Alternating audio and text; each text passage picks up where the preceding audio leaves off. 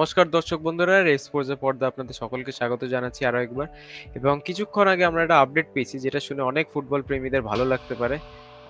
সেই আপডেটটি হলো বলা যায় প্রাক্তন আইএসএল স্টার স্ট্রাইকার এবং ইস্টবেঙ্গল জনতার নয়নের মণি ব্রাইট এনো বাখারে কিন্তু আবার কলকাতায় ফিরতে চলেছেন।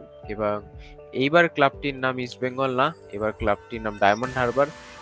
পরবর্তী মরশুমের জন্য কিন্তু ডায়মন্ড হারবারে সাইন করতে চলেছেন ব্রাইট এনো বাখারে। এবং আমরা সবাই জানি আই লিগ 2 চ্যাম্পিয়ন হয়ে কিন্তু আই লিগে কোয়ালিফাই করেছে ডায়মন্ড হারবার, এবং নেক্সট সিজনের জন্য তারা একটা খুবই স্ট্রং স্কোয়াড বানাচ্ছে। আরো কিছু সাইনিংস নিয়ে আমরা কথা বলবো ডায়মন্ড হারবারে, কিন্তু অবশ্যই নজর থাকবে ব্রাইটের মতো একটা সাইনিং এর, যিনি আপনি বলতে পারেন 2021 সালে জানুয়ারি মাসে এসে কিন্তু মোটামুটি আইএসএল কাঁপিয়ে দিয়েছিলেন। তার স্কিল হোক, তার গোল হোক, যে সিঙ্গেল হ্যান্ডেডলি একটা গোল করতে পারেন তিনি, সেটা কিন্তু সত্যি মানে দেখার মতো একটা দৃশ্য। এবং দেখা যাক সেই ফর্ম 2021-এর সেই ফর্ম ব্রাইট আই লিগে দেখাতে পারে কিনা।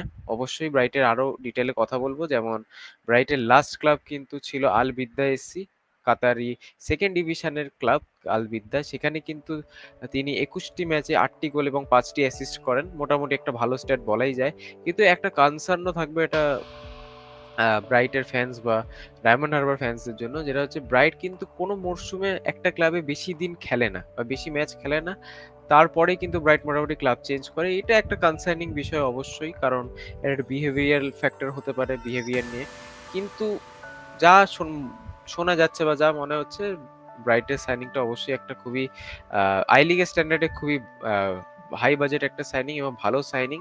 বাকি সাইনিংস এর যদি কথা বলি আমরা, তাহলে আইএসএল এ থেকে মানে আইএসএল পাঞ্জাব থেকে মিলরয় আসিসি কিন্তু ডায়মন্ড হারবার জয়েন করতে চলেছেন। এবং মিলরয় আসিসি কিন্তু আই লিগের সব থেকে বেশি পেড প্লেয়ার হতে চলেছেন, সব থেকে বেশি পেড ডোমেস্টিক প্লেয়ার হতে চলেছেন মিলরয় আসিসি, এবং তিনি জয়েন করছেন ডায়মন্ড হারবার।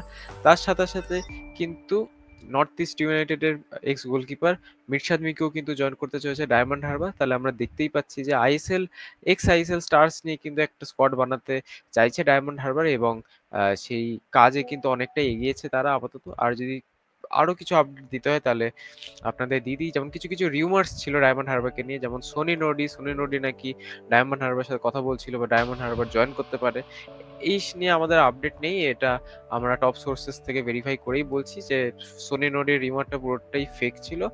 পাশাপাশি আরেকটা রিউমার ছিল যে সৌরভ ভানওয়ালা, যিনি মোহনবাগানে এই সিজন আর কন্টিনিউ করছেন না। অনেকেই বলছে তার সাথে ডায়মন্ড হারবারের লিঙ্ক আপ আছে, কিন্তু এটাও আপাতত ফলস। এরকম কোনো লিঙ্ক আপ নেই। সৌরভ ভানওয়ালা নেক্সট ডেস্টিনেশন মোটামুটি অন্য কোনো ক্লাব হতে পারে, but for the time being diamond Harbour একদমই না। এই কয়টাই আপডেট ছিল। এ নিয়ে আমি যদি আরেকবার কনফার্ম করি, আরেকবার ইয়ে করে দিই, সোনি নোডের আপডেটটা মোটামুটি ফেক। সৌরভ ভানওয়ালের সাথেও সেরকম কোনো অ্যাজ আপাতত কানেকশন নেই। মিরশাদ মিকু এবং মেলরয় আইসিসি কিন্তু ডান ডায়মন্ড হারবারের। তাদের ফ্যান্সদের অবশ্যই একটা আহ, খুবই আকর্ষণ সিজন অপেক্ষা করছে পরবর্তী মরশুমে। এবং ব্রাইট কিন্তু পুরোপুরি কনফার্ম, এবং অ্যানাউন্সমেন্টও খুব জলদি হয়ে যাবে। ডায়মন্ড হারবার নিয়ে মূলত একটা আপডেট কম্পাইলেশন ভিডিও ছিল। যদি ভিডিওটা ভালো লাগে অবশ্যই লাইক করবেন। যদি চ্যানেলে আপনারা নতুন হন তাহলে অবশ্যই সাবস্ক্রাইব করবেন। আমরা এরকম ইস্ট বেঙ্গল মোহনবাগান নিয়ে আরো আপডেট নিয়ে আসবো খুব তাড়াতাড়ি। ততদিনে ভালো থাকবেন, সুস্থ থাকবেন, and thank you for watching. নমস্কার।